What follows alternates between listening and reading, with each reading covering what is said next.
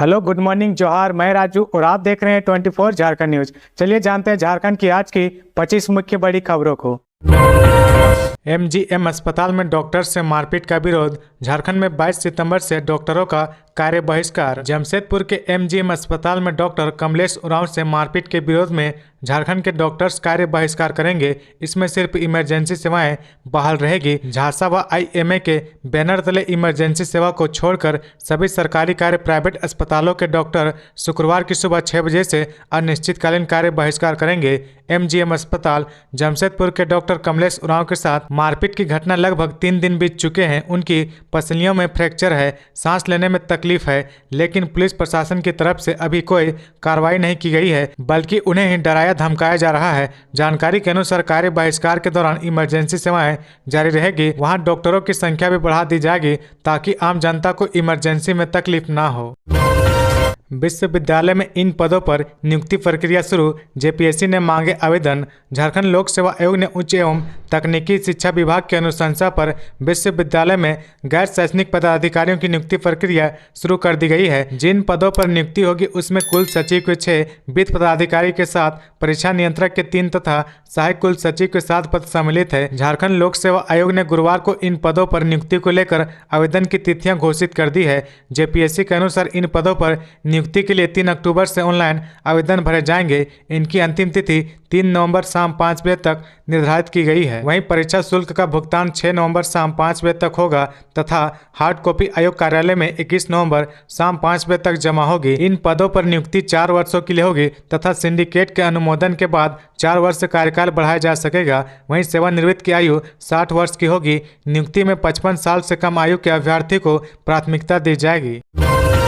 हेमंत सोरेन ने बड़े चुनावी वादे को किया पूरा। 4,68,000 किसानों के माफ किए 50,000 तक के लोन। हेमंत सोरेन सरकार ने अपनी चुनावी घोषणा को साकार करते हुए राज्य में अब तक 4,68,000 किसानों का 50,000 रुपए तक का ऋण माफ कर दिया गया है। हालांकि अभी करीब 40,000 किसानों के ऋण माफी में तकनीकी दिक्कत आ रही है। सरकार ने कहा कि बैंक ऐसे लाभुक किसानों का सत्यापन कर उनकी जानकारी साझा करे तो सरकार उसका भी 50,000 रुपए तक का ऋण माफी के लिए बैंक को राशि देगी। हेमंत सोरेन सरकार ने चुनावी घोषणा पत्र में किसानों को इसका लाभ देने का वादा किया था। चुनावी घोषणा पत्र में महागठबंधन ने कहा था कि राज्य के सभी किसानों को 50,000 रुपए तक का ऋण एकमुश्त माफ कर दिया जाएगा। राज्य में 40,000 ऐसे लाभुक किसान हैं जिनका 50,000 रुपए तक का ऋण माफ नहीं हो पाया है। विभाग के जानकारों की माने तो ये वैसे लाभुक किसान हैं जिनका सत्यापन नहीं हो पा रहा है। अब सरकार ने इसकी जिम्मेदारी बैंक को सौंप दी है। बैंक उस लाभुक किसानों का उनके घर घर जाकर सत्यापन कर रहे हैं।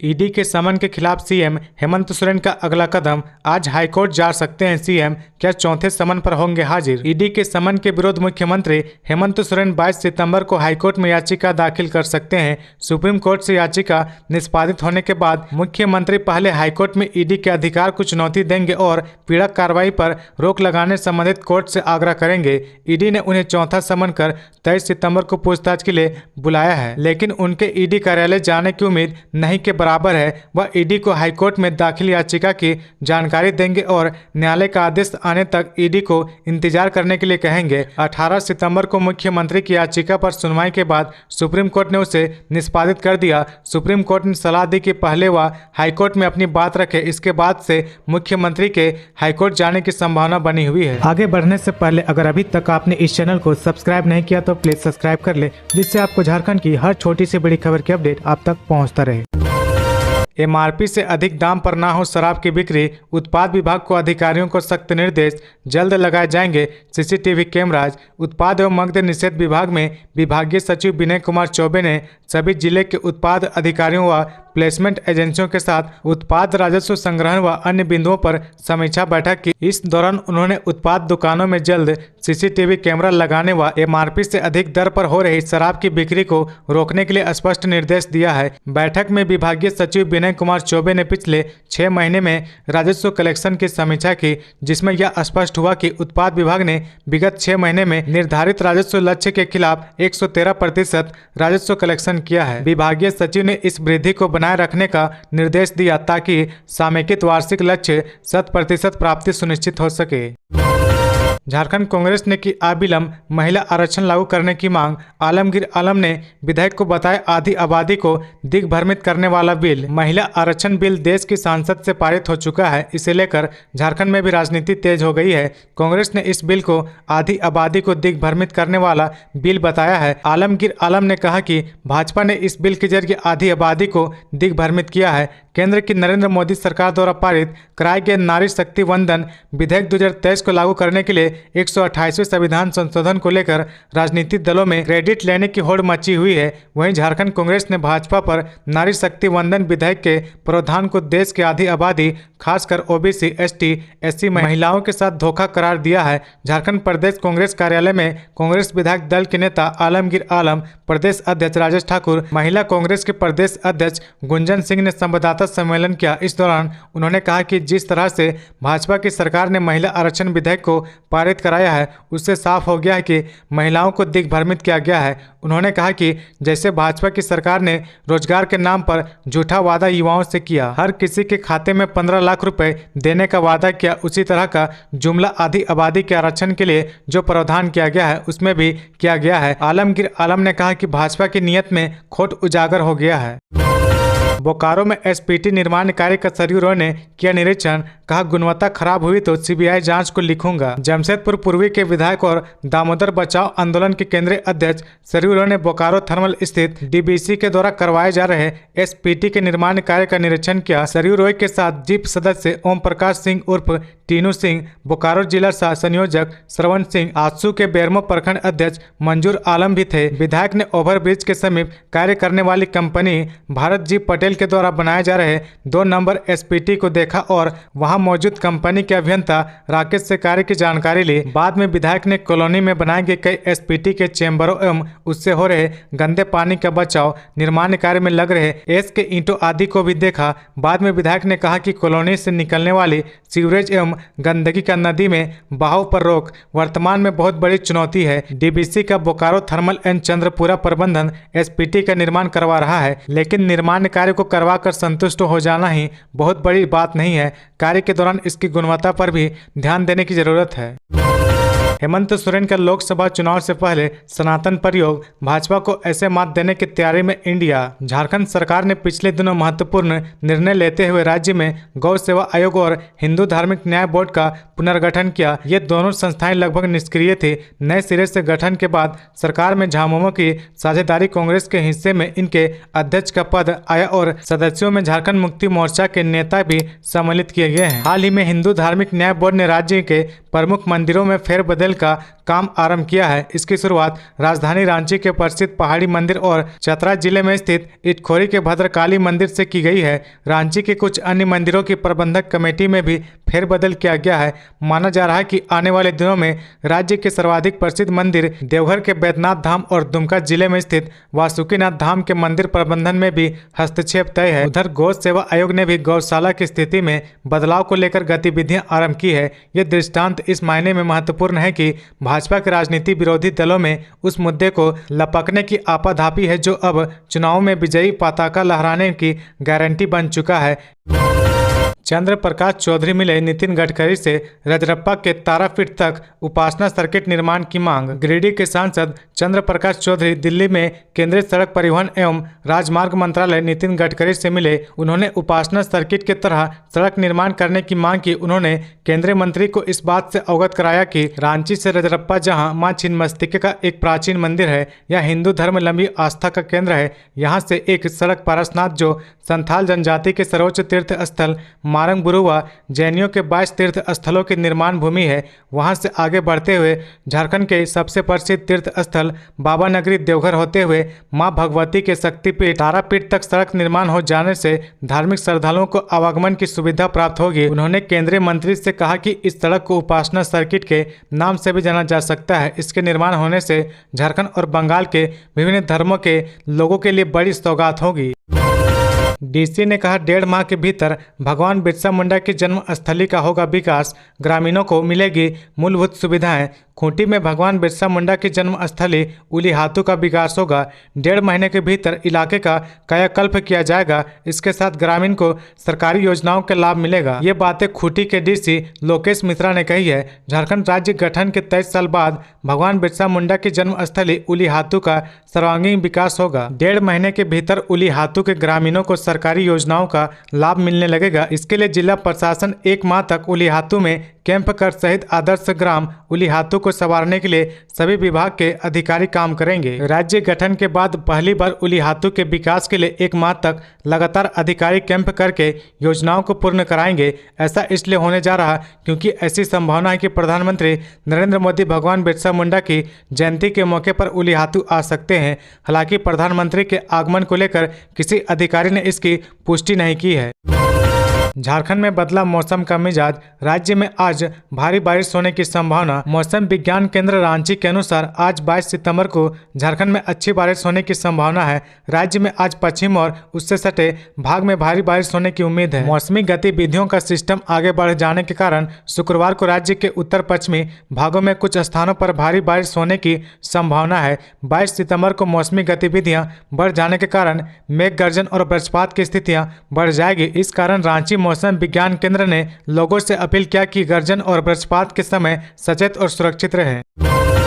कोल कर्मियों को एरियर मद में 12,000 करोड़ रुपए का हो चुका है भुगतान। कोल इंडिया के नए वेतन समझौते के अनुसार देश के लगभग 2.5 लाख कोयला कर्मचारियों को 23 महीने के एरियर मद में करीब 12,000 करोड़ रुपए का भुगतान किया जा चुका है। समझौते के अनुसार कर्मियों को नया वेतन भी मिलने लगा है, लेकिन अब कोयला वेतन समझौता 11 की वैधता पर उठ रहे सवाल से कोल सेक्टर में उपाधोह की स्थिति उत्पन्न हो गई है। यही नहीं, जबलपुर हाईकोर्ट का फैसला आने के बाद ट्रेड यूनियन ने 5 अक्टूबर से 7 अक्टूबर तक 3 दिन की हड़ताल की घोषणा कर रखी है। दरअसल पहले तो जबलपुर उच्च न्यायालय ने अधिकारियों की एक याचिका पर सुनवाई के बाद कोयला वेतन समझौता 11 को खारिज कर दिया, जिसके खिलाफ कोल इंडिया अपील में जा चुकी है। और अब कोयला मंत्रालय ने कहा कि कोल इंडिया ने गलत जानकारी देकर वेतन समझौते पर उसकी मंजूरी ले ली है। इस आशय का एक पत्र कोयला मंत्रालय ने department of public enterprises Coal India के चेयरमैन और निर्देशक कार्मिक को भेजा है।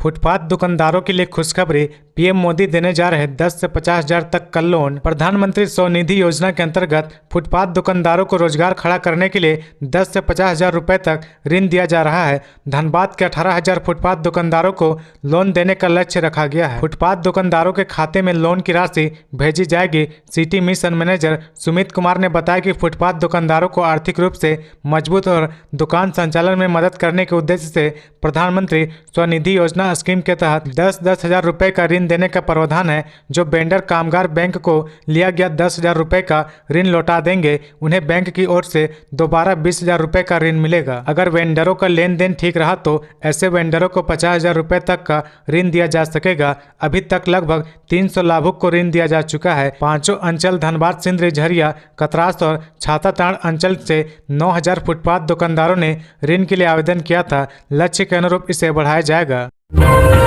नमाज कच मामले में विधानसभा ने दायर किया शपथ पत्र, 6 राज्यों से मांगी जानकारी। विधानसभा में नमाज कच निर्धारित किए जाने के मामले की सुनवाई झारखंड हाईकोर्ट में हुई, जहां विधानसभा की ओर से शपथ पत्र दायर किया गया। दायर शपथ पत्र में विधानसभा ने अदालत को बताया कि 6 राज्यों से इस संबंध में मंतव्य आया है। इन 6 राज्यों में से 3 राज्यों की विधानसभा में नमाज कच है। अभी कई और राज्यों से मंतव्य आना बाकी है। ये मंतव्य आ जाते हैं तब अदालत को पूरी जानकारी उपलब्ध करा दी जाएगी। झारखंड विधानसभा ने अदालत को बताया कि विधानसभा में नमाज कच होने को लेकर कई राज्यों से मंतव्य मांगे गए हैं। जिन राज्यों ने मंतव्य भेजे हैं उनमें से बिहार, तमिलनाडु, पश्चिम बंगाल, उत्तर प्रदेश, मध्य प्रदेश और छत्तीसगढ़ राज्यों से जानकारी आ गई है। इन 6 राज्यों में से तमिलनाडु, पश्चिम बंगाल और बिहार ऐसे राज्य हैं जहां की विधानसभा में नमाज कच है। वहीं विधानसभा की ओर से अदालत को बताया गया कि कुछ और राज्यों से नमाज कच के बारे में मंतव्य अभी आना बाकी है। इसके बाद नमाज कच को लेकर विधानसभा द्वारा गठित 7 सदस्यों वाली सर्वदलीय कमेटी अपना निर्णय लेगी, जिसे कोर्ट को अवगत कराया जाएगा। झारखंड दौरे पर चुनाव आयोग की टीम शुक्रवार को उपायुक्त के साथ होगी महत्वपूर्ण बैठक। लोकसभा चुनाव की तैयारियों की समीक्षा के लिए भारत निर्वाचन आयोग की टीम झारखंड दौरे पर आ रही है। शुक्रवार को टीम बैठक करेगी जिसमें जिलेवार तैयारियों की समीक्षा की जाएगी। चुनाव की तैयारी का जायजा लेने भारत निर्वाचन आयोग की टीम 2 दिवसीय दौरे पर गुरुवार देर शाम रांची पहुंच रही है। नई दिल्ली से रात 9 बजे के करीब रांची पहुंच रहे चुनाव आयोग के अधिकारियों द्वारा शुक्रवार को राज्य के सभी जिला निर्वाचन पदाधिकारी सह उपायुक्त के साथ बैठक की जाएगी। इस बैठक में मतदाता सूची पुनरीक्षण से लेकर लोकसभा चुनाव की तैयारी की समीक्षा होगी। मुख्य निर्वाचन पदाधिकारी के रवि कुमार के अनुसार आयोग का यह विजिट काफी महत्वपूर्ण है। बैठक के दौरान जिलावार प्रेजेंटेशन के माध्यम से मतदाता सूची पुनरीक्षण और लोकसभा चुनाव की तैयारी की समीक्षा की जाएगी। आयोग के अधिकारी फील्ड विजिट भी कर सकते हैं, इसके लिए तैयारियां की गई है। बैठक के दौरान मुख्य निर्वाचन पदाधिकारी कार्यालय द्वारा चुनाव संबंधित कुछ बुकलेट्स का भी विमोचन किए जाने की संभावना है। आपको बता दें कि इससे पहले 16 और 17 अगस्त को झारखंड दौरे पर भारत निर्वाचन आयोग की टीम के आने का कार्यक्रम तय था, जो अपरिहार्य कारणों से स्थगित हो गया था। गंगा में प्रदूषण पर एनजीटी का एक्शन, झारखंड के 4 जिला अधिकारियों से मांगी रिपोर्ट। राष्ट्रीय हरित अधिकरण एनजीटी ने झारखंड के 4 जिला अधिकारियों को गंगा में प्रदूषण के मुद्दे पर 8 सप्ताह में रिपोर्ट सौंपने का निर्देश दिया है। इन जिलों से गंगा और उसकी सहायक नदियां गुजरती है। अधिकरण नदी में प्रदूषण की रोकथाम से संबंधित मामले पर सुनवाई कर रहा था। एनजीटी ने बिहार के 38 जिलों के डीएम से भी रिपोर्ट मांगी है। एनजीटी के अध्यक्ष न्यायमूर्ति प्रकाश श्रीवास्तव ने कहा कि अधिकरण के 28 अगस्त के आदेश में रेखांकित किया गया था कि गंगा में प्रदूषण की रोकथाम और नियंत्रण से संबंधित मुद्दे प्रत्येक राज्य, शहर और जिले में उठाया जाए। पीठ में न्यायिक सदस्य न्यायमूर्ति सुधीर अग्रवाल और विशेषज्ञ सदस्य एस सेंथिलवेल भी शामिल थे। जिला गंगा संरक्षण समितियों की भूमिका का विवरण रेखांकित पीठ ने कहा कि 5 सितंबर को पारित एक आदेश में अधिकरण ने गंगा नदी प्राधिकरण आदेश 2016 और विशेष रूप से जिला गंगा संरक्षण समितियों की भूमिका का विवरण रेखांकित किया है। एनजीटी ने सोमवार को पारित एक आदेश में कहा कि बिहार में नदी से संबंधित प्रमुख मुद्दों में भूजल प्रदूषण, अपशिष्ट जल छोड़ा जाना, अवैध रेत तथा पत्थर खनन, डूब क्षेत्र पर अतिक्रमण, जलीय प्राणियों के लिए खतरा, नदी के मूल मार्ग में परिवर्तन और प्रदूषण शामिल है। गुमला में हुए अनाज और चीनी घोटाले पर बरसे बीजेपी नेता, प्रशासन पर लगाया मामले को दबाने का आरोप। नेताओं ने गुमला प्रशासन पर मामला दबाने व मंत्री द्वारा रखे गए दलाल को बचाने का आरोप लगाया है। यहां तक कि अनाज व चीनी घोटाले में मंत्री के अलावा विभाग के पदाधिकारी के शामिल होने की बात कही गई है। संकल्प यात्रा में बतौर मुख्य अतिथि भाजपा के प्रदेश अध्यक्ष श्री मरांडी ने बाबा साहेब भीमराव अंबेडकर, भगवान बिरसा मुंडा व 100 ललित उरांव की प्रतिमा पर माल्यार्पण किया। मंच पर पहुंचने पर फूलमाला से उनका स्वागत किया गया। इस दौरान भारत माता की जय, भाजपा की जय, मरांडी व दिनेश उरांव की जय के नारे लगे। झारखंड के रिम्स अस्पताल का हो रहा कायाकल्प, इन मरीजों के लिए बन रहा अत्याधुनिक वार्ड। झारखंड के सबसे बड़े अस्पताल रिम्स में न्यूरो सर्जरी विभाग का भार कम करने के लिए पुरानी इमरजेंसी में 50 बेड का अत्याधुनिक वार्ड तैयार किया जा रहा है। यह वार्ड तीसरे माले में मौजूद न्यूरो सर्जरी वार्ड के अतिरिक्त होगा। इसके शुरू होने से मरीजों को फर्श पर इलाज कराने से निजात मिलने की उम्मीद है। आईसीयू बेड का भी मरीजों को लाभ मिल सकेगा। मिली जानकारी के अनुसार न्यूरो वार्ड में हर दिन ऐसे मरीज आते हैं। रिम्स के निर्देशक डॉक्टर आर.के. गुप्ता ने इसके जल्द तैयार होने की बात कही है। कुर्मी आंदोलन के दूसरे दिन भी प्रभावित रही रांची रेल मंडल की ट्रेनें। आद्रा मंडल में कुर्मी समाज के जन आंदोलन के दूसरे दिन भी रांची रेल मंडल से परिचालित होने वाली कई ट्रेनें प्रभावित रही। यह आंदोलन के कारण रेक अनुपलब्ध नहीं होने के कारण हुआ है। इस कारण गुरुवार को Adra Barkakana passenger train, Bokaro Steel City Ranchi passenger special train, Asansol Ranchi passenger special train रद्द रही। रांची टाटानगर एक्सप्रेस अपने निर्धारित मार्ग कोटशिला पुरुलिया चांडिल के स्थान पर मुरी चांडिल होकर चली। इसके अलावा हटिया झारसुगुड़ा एक्सप्रेस के समय में बदलाव किया गया। अपने निर्धारित समय दोपहर 12:50 के बजाय दोपहर 2:45 में रवाना हुई। वहीं रांची भागलपुर एक्सप्रेस भी शाम 7:20 के बजाय रात 9:20 में रवाना हुई। तो ये थी आज की झारखंड की टॉप बड़ी खबरें। इसी तरह झारखंड की हर छोटी सी बड़ी खबर देखने के लिए आप हमारे चैनल 24 झारखंड न्यूज को सब्सक्राइब करके बेल आइकन प्रेस कर ले, जिससे आपको झारखंड की हर छोटी सी बड़ी खबर की अपडेट आप तक पहुंचता रहे। तो आज के लिए बस इतना ही। हमें दीजिए इजाजत, फिर मिलते हैं नेक्स्ट न्यूज में।